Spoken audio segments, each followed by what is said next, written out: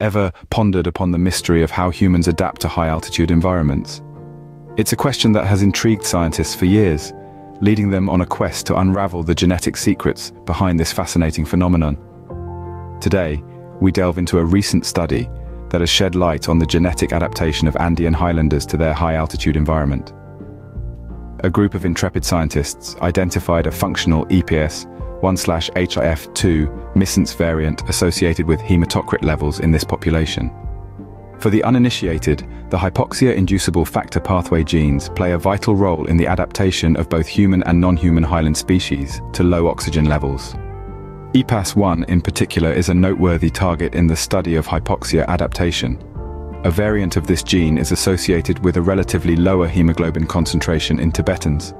Now, the researchers have discovered a similar association in Andean highlanders. But here's the intriguing part.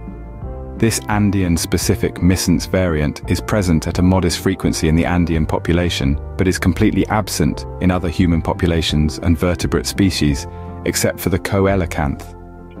With the help of cutting-edge CRISPR-based gene editing techniques, the researchers demonstrated that human cells carrying this variant exhibited changes in the expression of hypoxia-regulated genes. Metabolomic analyses also revealed associations between the genotype of the variant and certain physiological traits in the lowland population. Here's where the plot thickens.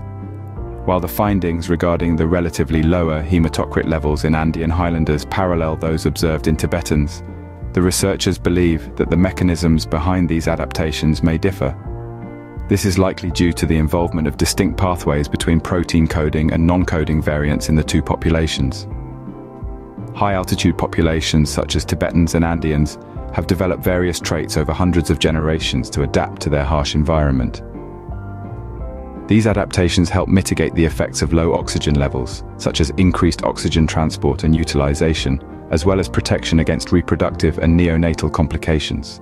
Today's study adds to the growing body of research on genetic adaptations in high-altitude populations.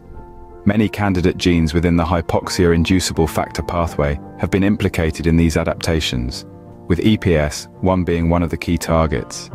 Variants within EPAS1 have been linked to lower hemoglobin concentration in Tibetans and have now been associated with hematocrit levels in Andean highlanders. In a nutshell, the findings from this study spotlight the unique genetic variants in EPAS1 that contribute to similar physiological traits in Tibetans and a subset of Andean highlanders.